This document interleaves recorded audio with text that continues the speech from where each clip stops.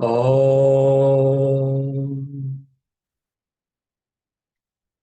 Om Sahana Bhavatu Sahana Bhunaktu Sahaviryam Karavavahai Tejasvinavadi Tamastu Mavid Vishavahai. Om Shanti Shanti Shanti.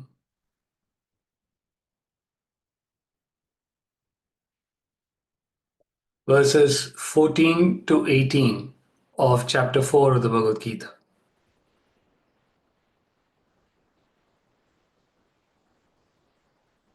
Namam karmani limpanti न मे कर्म फले स्पृहा इति मां योऽभिजानाति कर्मभिर्न स बध्यते एवं ज्ञात्वा कृतं कर्म पूर्वैरपि मुमुक्षुभिः कुरु कर्मैव तस्मात् त्वं पूर्वैः पूर्वतरं कृतं किं कर्म किमकर्मेति कवयोऽप्यत्र मोहिताः तत्ते कर्म प्रवक्ष्यामि यज्ञात्वा मोक्ष्यसे शुभात् कर्मणो ह्यपि बोद्धव्यं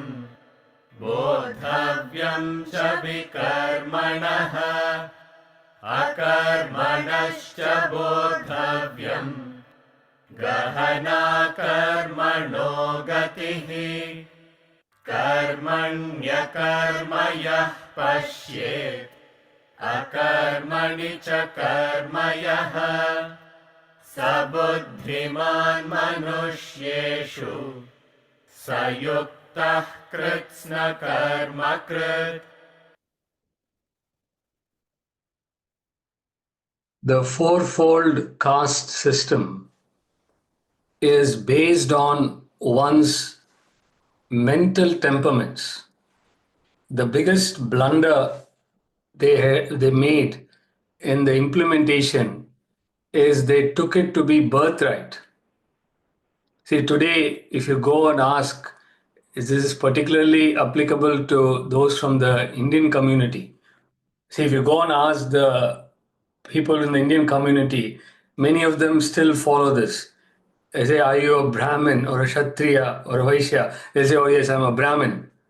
They say, how do you say you're a Brahmin? Because I was born into a Brahmin family. You understand? Your parents are Brahmins, born into a Brahmin family. Now, that's not the way you determine whether you're a Brahmin. So the fundamental mistake they made was they took it to be birthright.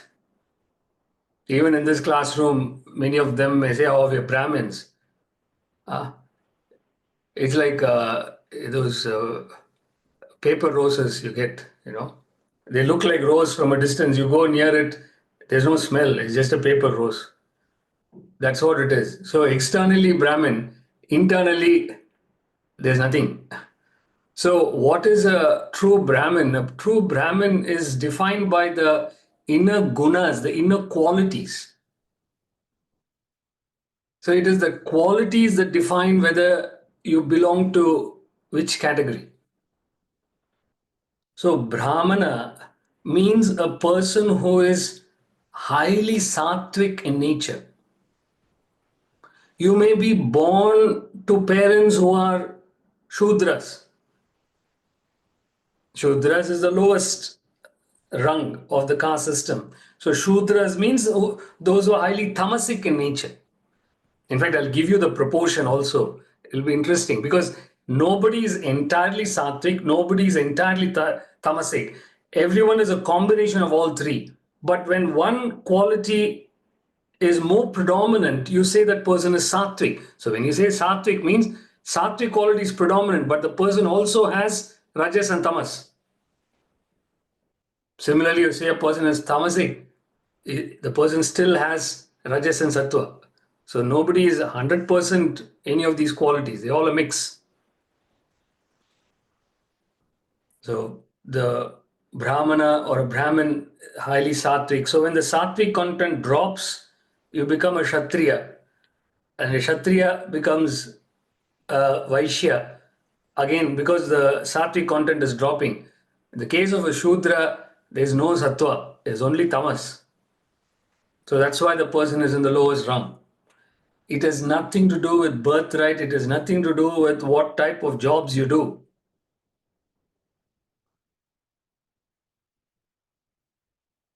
So you see that on the screen, the four-fold caste system.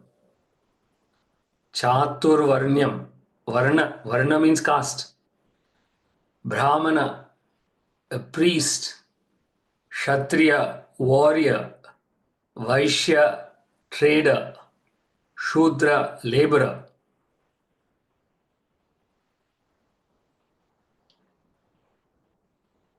So this Varna, the caste system, what is the purpose of the caste system is systematic and optimum allocation of work. Say, how do you allocate work? You understand, in a society, in a community, how do you allocate work? To systematically allocate work, they came up with this idea. So, who is best suited for which job? Even in his book, The Republic, Plato gives her caste system. But of course, that is based on a different factor. So he talks about philosopher kings. He says, they are the ones on the top, philosopher kings, he calls them. Then he says auxiliaries, like soldiers. Then producers, or farmers, artisans. Philosopher kings, auxiliaries, and producers. So according to Plato, he gives these three. But this one is entirely based on the gunas, the three qualities. Now, what happens is when you become more sattvic in nature, you become more contemplative. You become a thinker. See, the sattvic quality makes you more objective, makes you more detached. The moment you're detached and objective, you can apply yourself better, you can think better, you'll be calm under all circumstances, you'll be calm under pressure. So, a Brahmana is a leader, is a natural leader. In fact, the leader should be a Brahmana. Ideal leader should be a Brahmana. See, opposite of objectivity is impulsiveness. There's no thought behind it. Impulsively, you decide something one day, change the next day. Morning you decide, evening you changed. You understand? Somebody says something, you respond without any thinking. Such a person can't be a leader, shouldn't be a leader.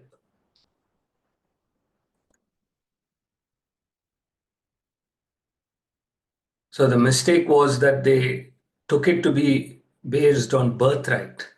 As a result, the whole system became corrupted.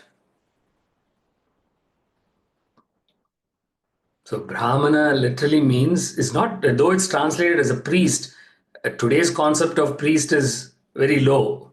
So we're not talking about priest in today's terms. Priest in the sense a thinker, a person who's a consultant. So in any field, a consultant is a Brahmana. Somebody who can think, an advisor. Then Kshatriya is a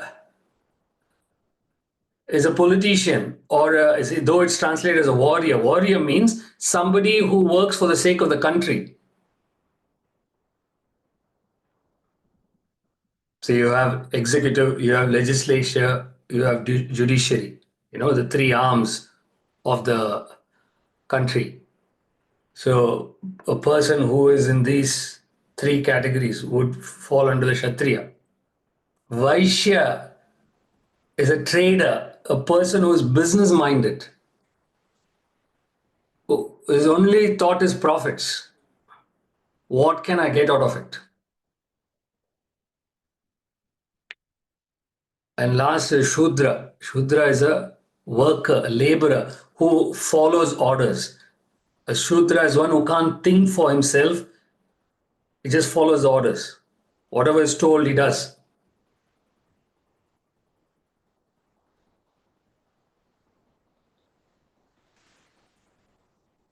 So this is a proportion. If you make a note of it, you'll find it useful. See, a Brahmana, what is the proportion? Just an indicative proportion. 80% sattvic, 15% rajas, 5% tamas. 80, 15, 5. Together it should come to 100. You understand? So Brahmana, sattva, rajas, tamas. So 80, 15, 5. Then Kshatriya, the sattvic content drops heavily. So in the case of the Kshatriya, it becomes 35% sattva. The Rajasic content picks up 55% Rajas, and Tamas also increases a little bit, 10%. So the Kshatriya would be 35, 55, 10. So you see predominantly more Rajasic is a Kshatriya, more of Rajasic content. Then Vaishya, the business person, the trading class, the sattvic content drops heavily. So the Vaishya is 8% sattva. And then Rajas increases. So 60% Rajas. Tamas also increases, 32%. So Vaishya would be 8, 60, 32. So if you don't make a note of it, you won't register. You understand? Half of you are lost already because you're not making a note. So I know exactly who's following, who's not following. You won't be following. I know whether you're following or not before you know it. Last is Shudra. Shudra, 3% sattva. Meaning some percentage you have to put. So I put 3%, very low percentage, minimal sattva. 15% rajas and 82% tamas. So tamas is shot up. 82% tamas.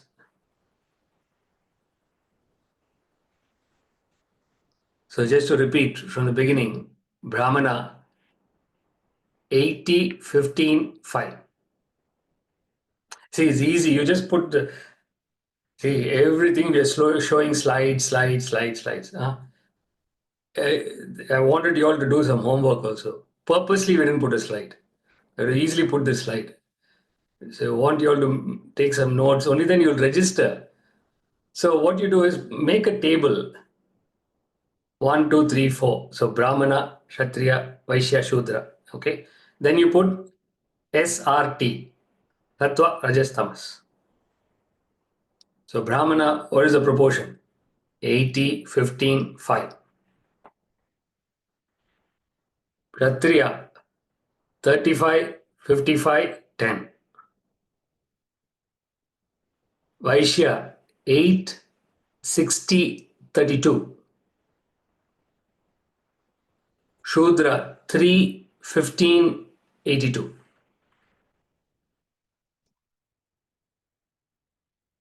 Later you can check whether it all adds up to 100. Huh? All the accountants will be checking already. Is this right? Is the calculation correct? Huh?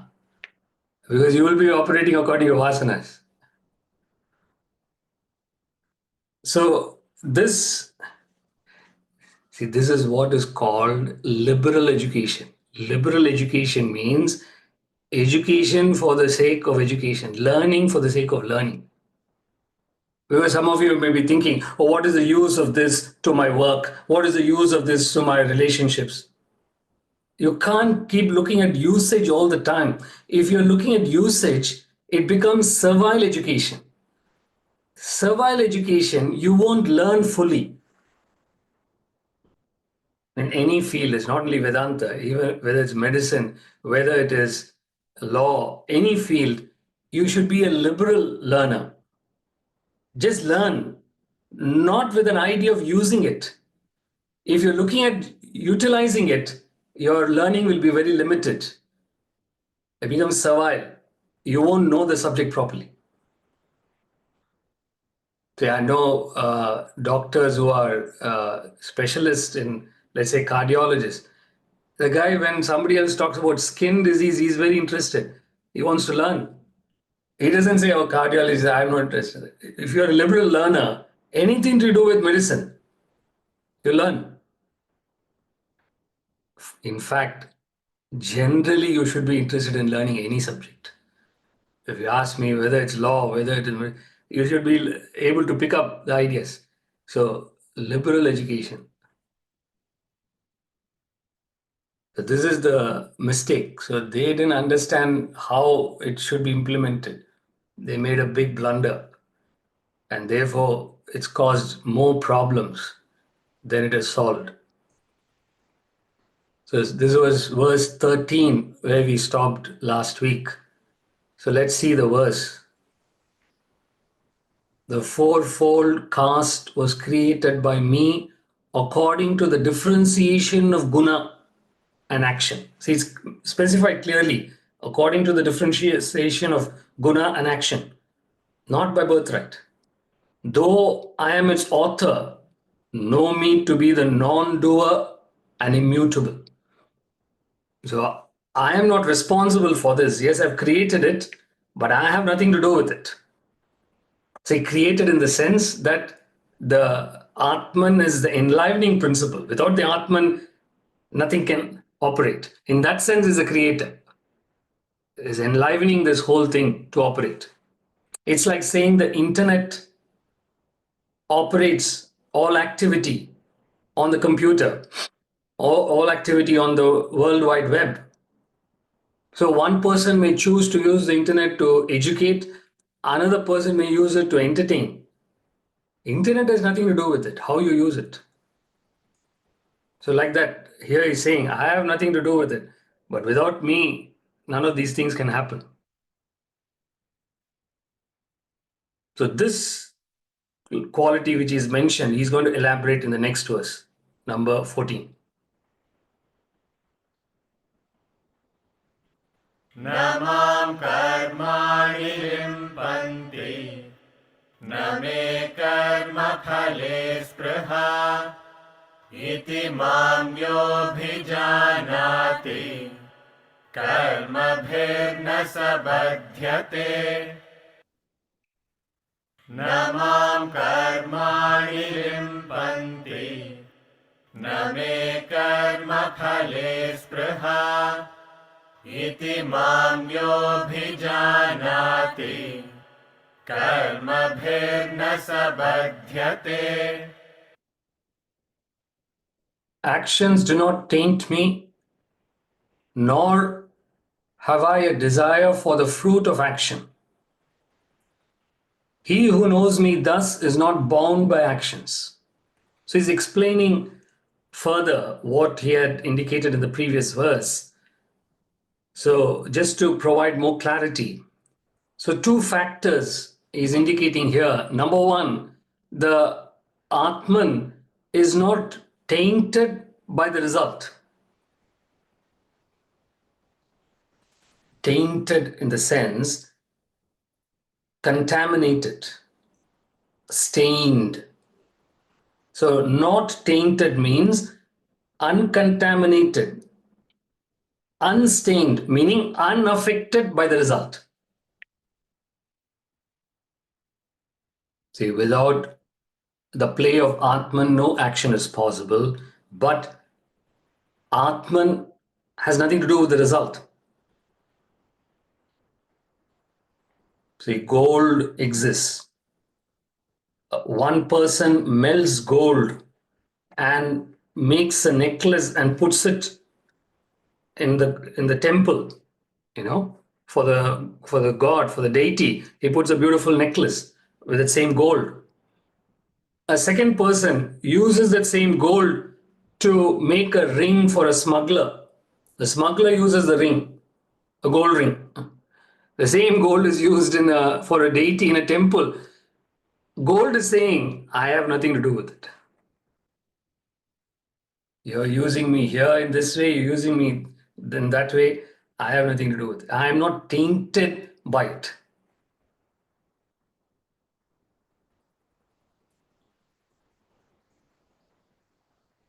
So Atman is not tainted by whatever actions you do. A terrorist does certain actions. Atman is not tainted by it. He is not contaminated by it. Nor have I a desire for the fruit of action. So two things. You're not tainted by the result. I don't even have a desire for the result, that it should happen in such a way, or everything should go well. There should be peace in the world. I don't have that. I have no desire for the result. So the moment you have a desire for the result, there is anxiety. That anxiety stops you from performing that action properly. So just do what you ought to do without any attachment to the result. Whatever happens, happens. The result is not under your control, but action is under your control. So whatever best you can do, you do. Result, I don't know what's going to happen. The petrol in a rally car, the petrol has no desire to win or lose the rally. But without petrol, the rally car cannot move. So petrol has no desire.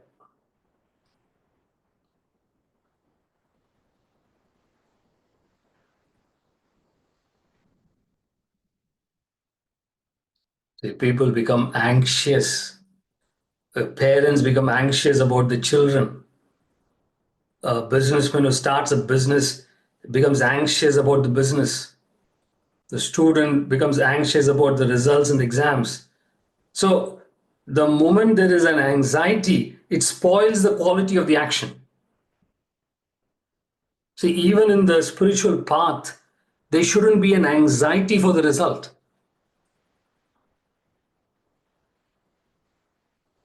Many of you don't have the problem because you don't have a result. Huh? Only if you have a result, there will be an anxiety. So, first of all, you need to have a result. You need to have a goal that, yes, I want to achieve something. I want to get somewhere. So, once you fix that goal, there's a tendency for the mind to get obsessed with the result.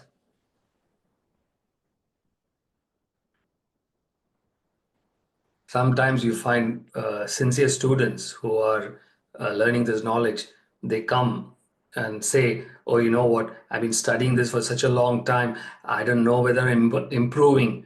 I don't know why I'm not improving. What should I do to improve? So some serious students, they come and ask a question. So first thing I tell them is, don't worry about the result. Your business is not to worry about the result. Are you doing what you're supposed to do? Are you waking up in the morning?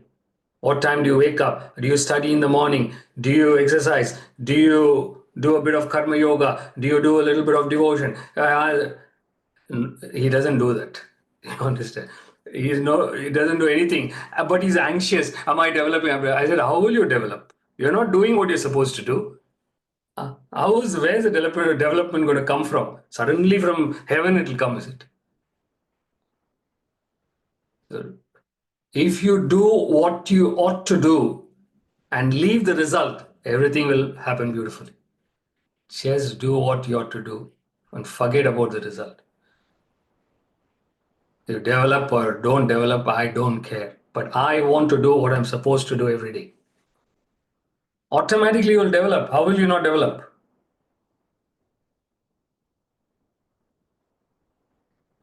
Actions do not taint me, nor have I a desire for the fruit of action. So at the absolute level, this applies to the Atman. So Atman, as we analyzed, doesn't do anything, but without the Atman, no action happens. So the absolute level, it applies. Relative level, what this means is, how you can apply this is by practicing objectivity. Like an actor performs his or her role. So when the actor performs their role, it's just a role. See, that famous film which is there, that Bone trilogy, wasn't it? A fellow who acted as Jason Bourne. So he knows that he is not Jason Bourne. Matt Damon, wasn't it? Matt Damon, the actor, Mr. Matt Damon. See, he knows he's not Jason Bourne. It's just a role that he's playing. But when you look at him in the screen, you say, "Wow, this is Jason Bourne. What a beautiful thing!" You may even give him an award. But internally, he knows he has nothing to do with that fellow. He is totally different from that. This is objectivity. Objectivity is you play the role, but you don't get involved in the role. That is acting. Acting is you play it so beautifully, they think that you are that person, but internally you're relaxed because you know you're not the person. See, a person could be a pauper, he has no money, so he wants to act to earn some money, and he's acting like a king on the stage. He's like a king. He's actually penniless in real life. He's acting like a king beautifully. So you know you have nothing to do with the role, but you execute the role to the best of your ability.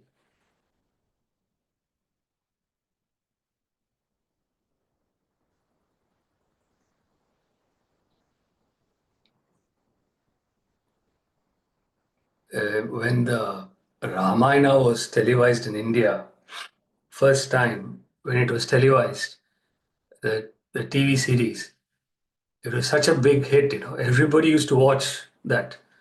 Even the trains, they stopped midway because at the station, the train drivers used to go and watch.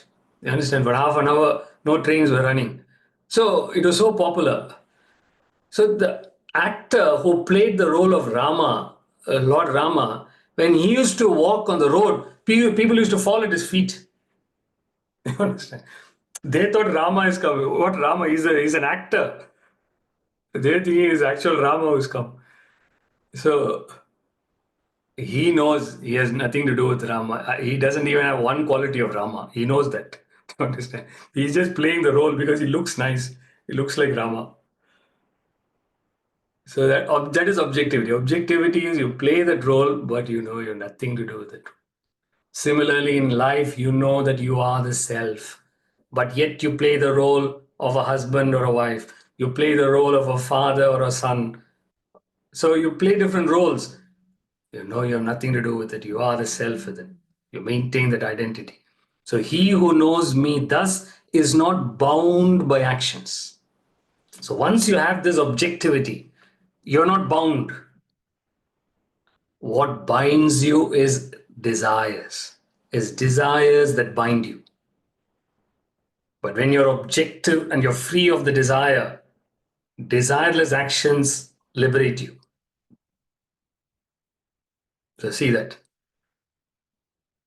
Desire-ridden actions bind you, desireless actions liberate you.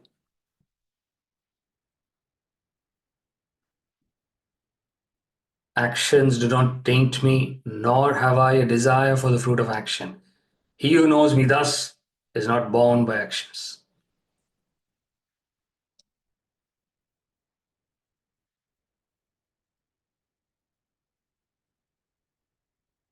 Is it okay? Is it clear? Any doubts?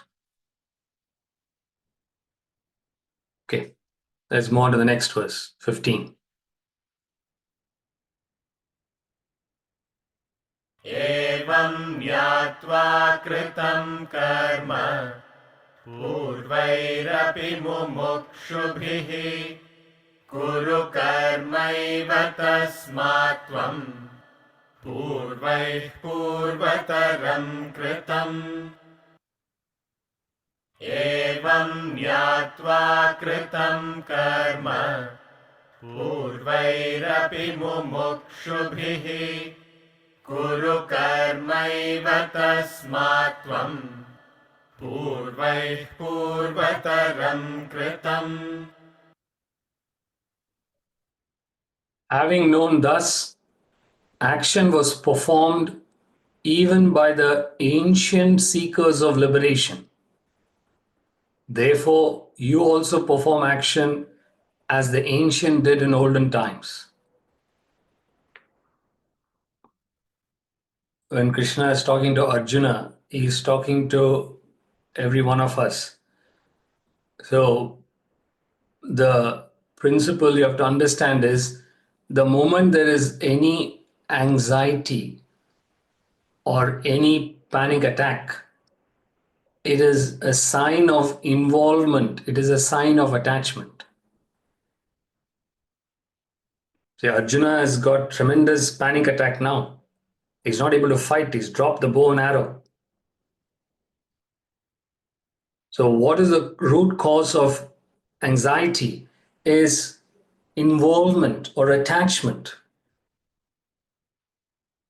You're caught up with an emotion, and that emotion is disturbing you. Or you could be attached to the result, and the result is disturbing you. Or you could be attached to a past memory, and that past memory is disturbing you.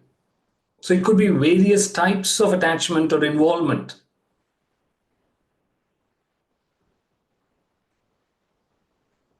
So Krishna is reminding Arjuna to take a mature approach to action.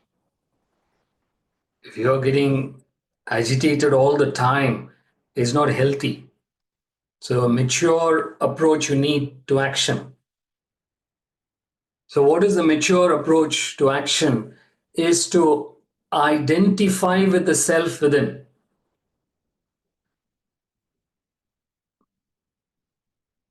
See, the difficulty Krishna has with Arjuna is that Arjuna did not come to Krishna to learn.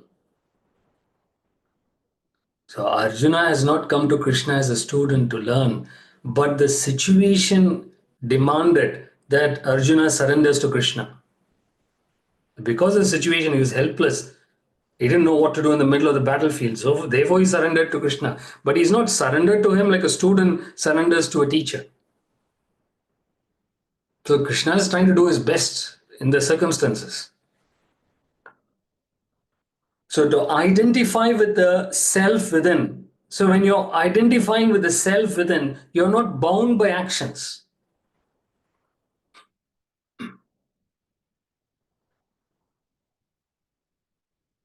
See, when you identify with the self within, you develop a spirit of disinterest. You develop a spirit of detachment. That's the mature approach to action. So how should you act? You should act with that spirit of detachment, a spirit of disinterest. It's not that you are not interested, you are interested, but you're not obsessed with the result. You're not obsessed with others' opinions. You just do what you ought to do. This is the best I've got to do, I do it.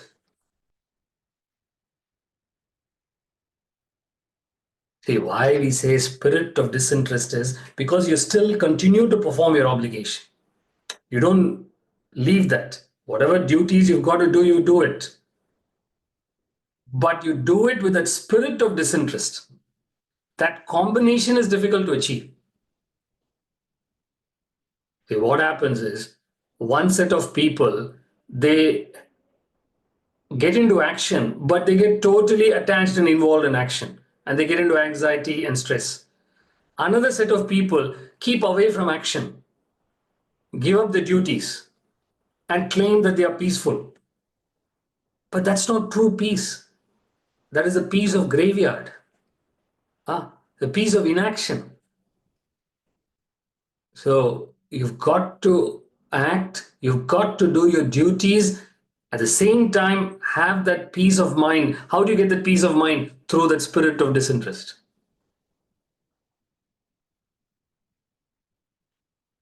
It's a feeling, I don't care. But it's not the arrogance, it's not ego. Not with that feeling, but genuine feeling is, I don't care. I do what I am supposed to do. Whatever happens, happens. I don't care.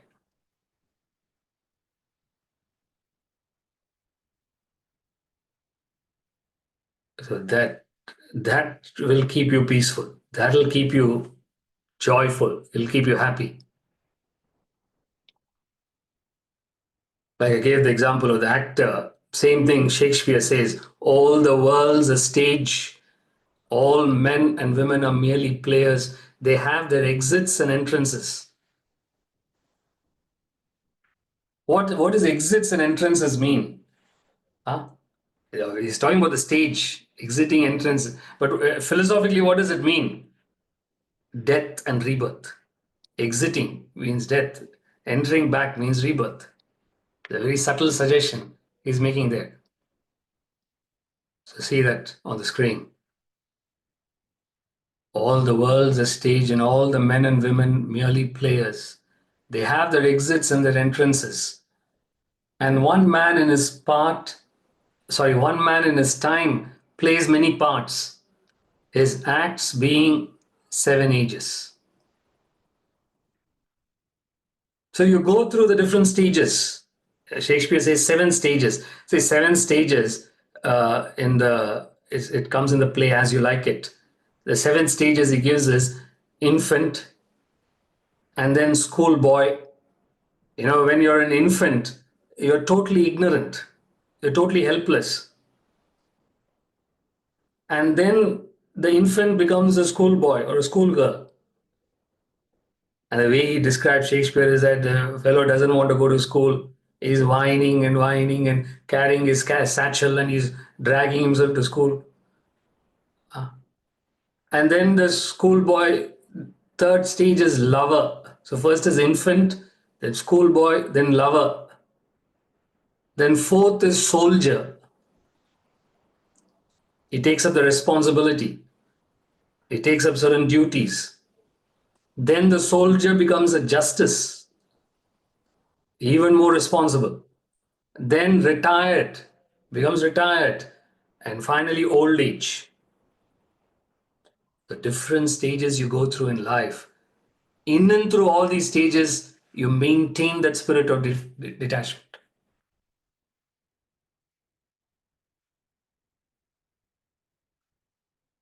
Having known thus, actions were performed even by the ancient seekers of liberation. Therefore, you also perform action as the ancient did in olden times. See, this appeals to Arjuna because Arjuna has a respect for tradition. He has a respect for elders. So Krishna is using that quality in Arjuna because he has a respect. He says, listen, your elders did this. The ancients did this. Follow them. Follow their example. So great people in the past, they achieved liberation through action, through dynamism. By performing the duties, they reduce their vasanas and achieve the state of liberation. See, the word that he uses here, mumukshubhihi. So the word is mumukshu. Mumukshu means seeker of liberation. See, many of you all would be familiar with the word moksha. Moksha, you all would have heard. Moksha is self-realization or liberation. Mumukshu is one who is seeking moksha. A person who is seeking moksha is called a mumukshu. See that word.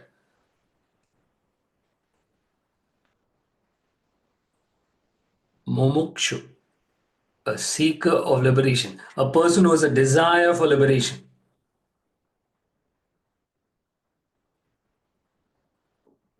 See, you need to think. See, how you need to think is, say, when we say seeker of liberation, desire for liberation, when will a person have a desire for liberation? This is how you should think. You should ask these questions. First of all, ask these questions to yourself. Try if you can answer it. If you can't answer it, then you bring it in class. When you say seeker of liberation, when will a person want liberation? When will a person want liberation?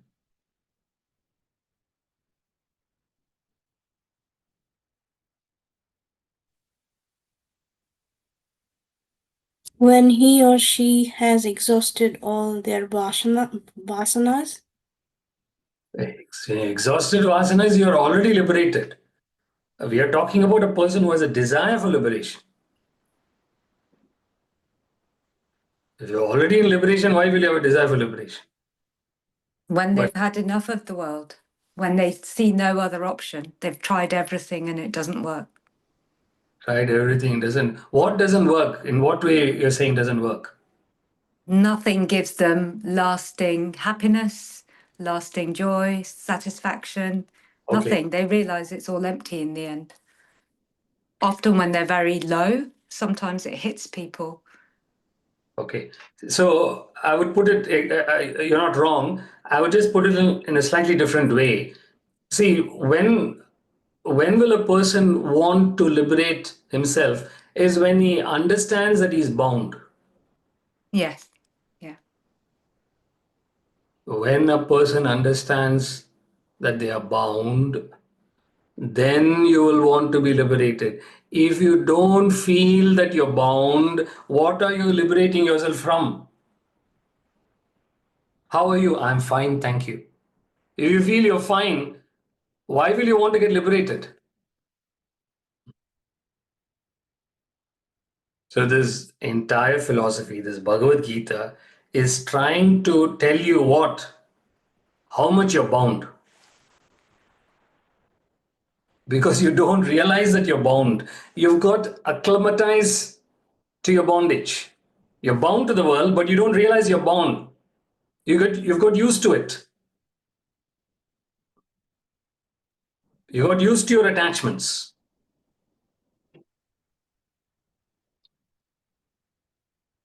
See, when do you realize you're bound is when you're liberated. It's interesting. The moment you're liberated, then you realize how bound you were.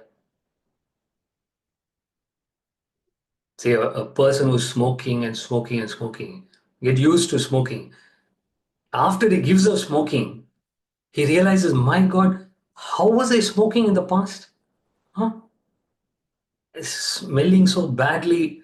And he goes and sees other smokers. He realizes, look at the way, oh gosh, why are they doing that? So when you're doing it, you don't realize it because you got acclimatized to it. You get used to it. When you come out of it, you realize, oh my God, how bad it was.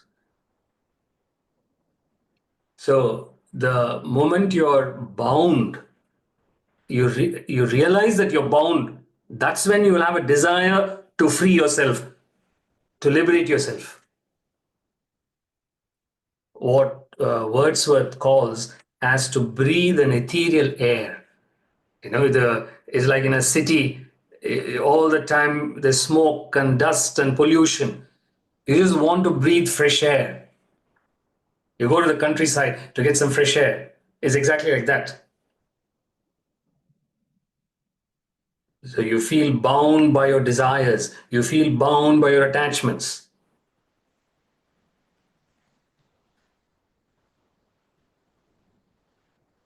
If you don't feel bound, it means you still have a long way to go. So the spiritual development is measured by how much you feel bound.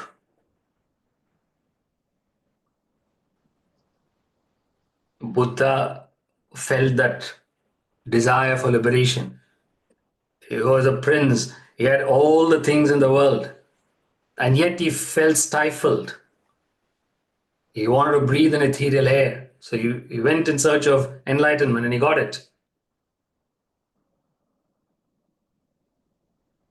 So that's a mumukshu. Mumukshu means a seeker of liberation.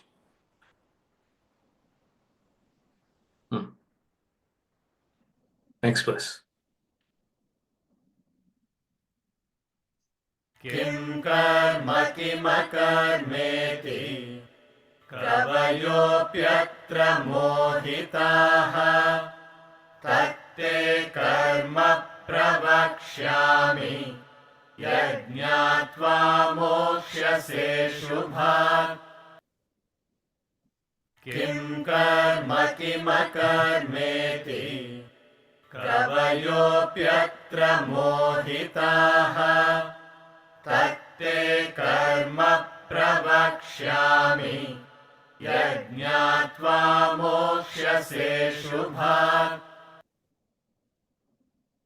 Even the wise are deluded here as to what is action and what is inaction. Therefore, I shall teach you action, knowing which you will be liberated from evil. In the previous verse, he said, Arjuna, you've got to act, perform action, like the ancients did. You also follow their example and perform action. So when Krishna told that, he knows Arjuna's nature. And what is Arjuna's nature? Arjuna will get all charged by it and he'll want to go and act. You understand? That's Arjuna's nature. Krishna knows it. So here he is telling him, hang on, hang on. Don't rush into it blindly. Because you need to know fully what action is. So the moment you say, perform action, what do people understand by action? Oh, I got to go and physically act. I got to get myself busy. He says, no, that's not it. So action here does not mean mere physical action.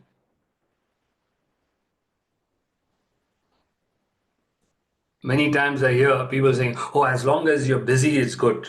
As long as you're busy, it's good. So it's not just being busy that is important, but what is it that you're trying to achieve? What is the purpose of that action? So there's much more to action than what you understand by action. In the Isavasya Upanishad, the Isavasya Upanishad is a mantra Upanishad. It's a very subtle Upanishad.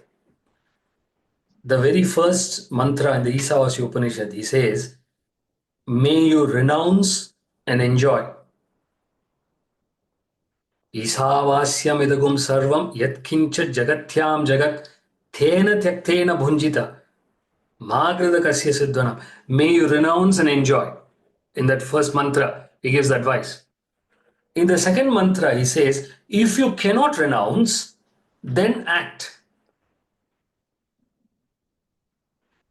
The first mantra is for introverts who renounce and they get to the truth.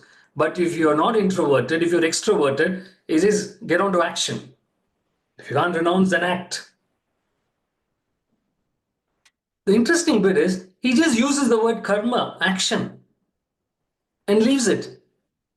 So when you read it, you'll say, oh, I'm also acting. I'm following his advice. No, because what he means by action in the second mantra of Isavasya Upanishad is, he means selfless action.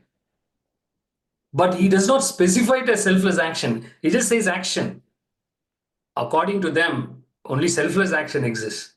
You understand? These masters don't know anything else except selfless action. So when they say action, they mean selfless action. When you read it, you understand it as selfish action. So the style of the scripture is they just use one word, but there's much more to it. You got to examine it, what it actually means. So similarly here, he says, even the wise are deluded as to what is action and what is inaction.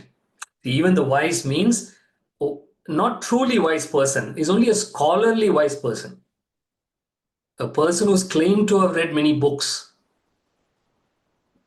is a bookworm. In that sense, the person is wise. Not, he doesn't have the wisdom to live his life. So even a wise person is deluded. He's confused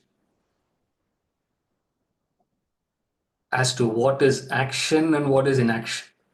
He doesn't know the difference between action and inaction.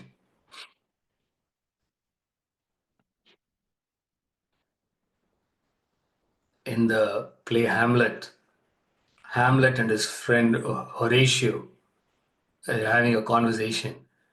And Horatio is a philosophical person, and he always advises Hamlet in the right way. So as they were talking, Hamlet tells Horatio, he says, there are more things in heaven and earth, Horatio, than are dreamt of in your philosophy. There are more things in heaven and earth than are dreamt of in your philosophy, he says. So what he means is, see, the people get into that bookish reading, they just become bookworm, but they don't look at the application in life. So you've got to broaden your understanding by applying. The more you apply it, your understanding becomes broadened. So that's what he means. Even the wise are deluded because they are very narrow in their thinking. So the two words he uses here, karma, means action. Akarma is the opposite of action, which is inaction. So what does it mean, action and inaction in this verse? See, you can interpret it at the absolute level or at the relative level. What is action? What is inaction? So at a relative level, you could take all devolutionary activities as action and all evolutionary activities as inaction. Inaction does not mean laziness, does not mean tamas. The scriptural word inaction means objectivity, detachment. Because the self, the Atman, is said to be the inactive principle. The Atman does everything but is totally detached. Is a sakshi, is a witness. It doesn't get involved in anything. So in that sense, it is inaction. So at the absolute level, Atman is inaction, is the inactive principle. Relative level, all evolutionary activities is in action. Similarly, any involvement and attachment is calling it as action, devolutionary activities.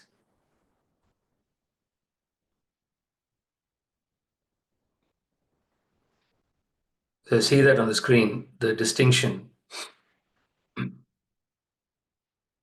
Karma and akarma, action and inaction. So relative level, devolutionary versus evolutionary actions. Devolutionary means desired actions. Evolutionary means no desires, just doing your obligation without any desires. At the absolute level, all actions you can take it to be karma, and the Atman as a karma, the inactive principle.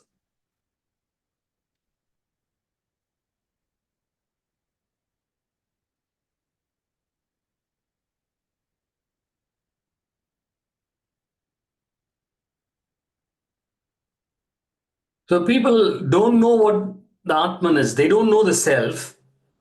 So how will they know the difference between the self and action? Because they don't know the Atman. They don't know the self.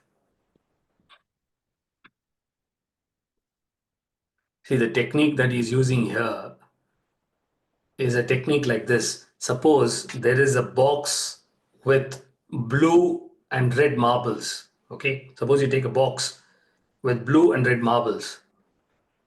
The person is colorblind. The person cannot see blue. He can only see red. You ask him to separate blue and red marbles. Give him the box mixed with both the marbles. Ask him to separate. He can't see blue marbles. But doesn't matter. All that he has to do is to remove the red marbles. Whatever remains is the blue marbles. Similarly, what they are doing here is they know that you don't know the self, you don't know the Atman. But if you separate action, automatically you've separated the self, you know the self. You understand? It's like the red marbles you're taking out, you know what is left is blue marbles. So that's the technique they're using here. So I will teach you action. I'll tell you what action is. And once you understand action, you will get the self. You'll realize the self. Because what is left behind is the self. So I'll teach you action, knowing which you will be liberated from evil. Evil, somebody's mic is on. Got to mute yourself. So liberate you from evil. Evil here means vasanas. You get rid of your vasanas.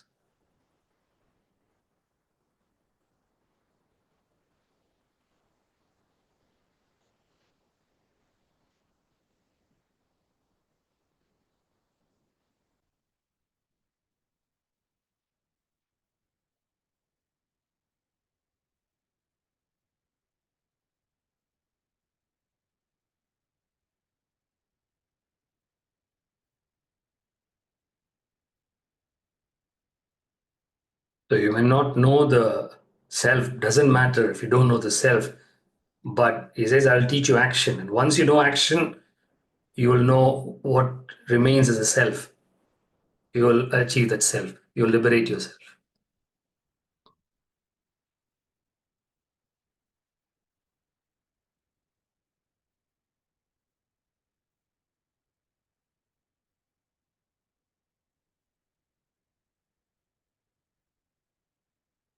See, this is the advantage of Vedanta. See, with Vedanta, what happens is everything is defined.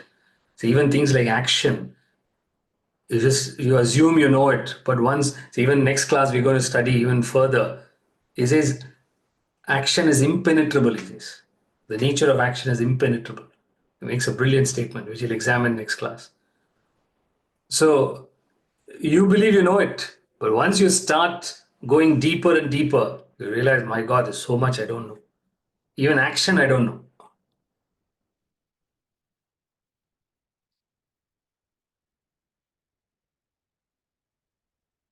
Okay. Any doubts? Any questions?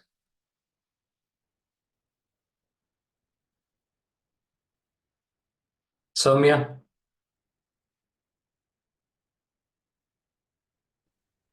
Namaskaram, Bhaskarji. How are you?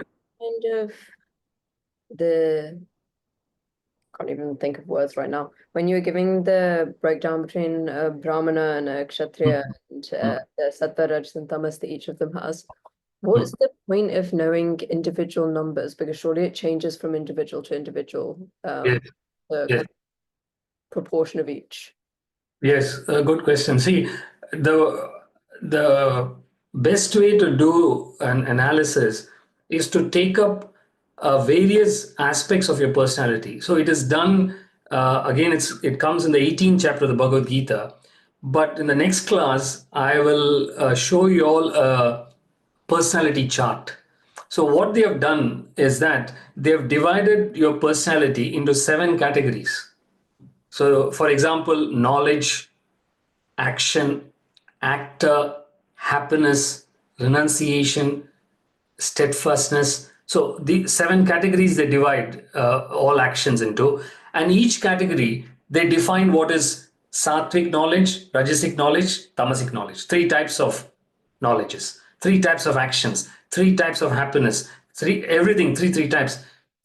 So what you need to do is, first of all, you need to learn the definitions of each of these things and then find out from your personality how much of those percentages you have. So within knowledge, how much of sattvic knowledge you have, rajasic knowledge, tamasic knowledge. You go based on the definitions that they give and you mark yourself. And then with action, how much of rajasic action, tamasic action, sattvic action. This was percentages. It's a bit of an exercise, but when you complete it, you add all this in this category in sattva and divide it by 7, you get the proportion of sattva, you get the proportion of rajas, you get the proportion of tamas. That's the best chart that you can use to find out how much sattvic you are, how much rajasic, and how much tamasic you are. Otherwise, it's virtually impossible to evaluate directly. So that's a very useful personality chart, which I will bring it up in the next class and show it to you all.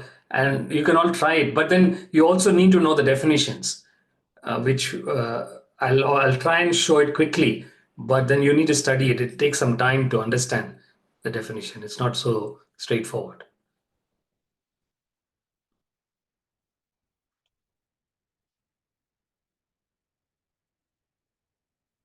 For now, you just use the general definition in terms of inaction, in terms of action, and also in terms of objectivity or detachment, So tamas, rajas, sattva in that sense, in a very general way. And as I go along, I'll give more qualities of tamas and rajas and sattva, so it becomes more clearer. Bhaskarji, can you please tell me the difference between akarma and nishkarma? Next class, I will tell. Next class, it's going to come. Okay. Yeah. Yes. I'll explain all that in the next class.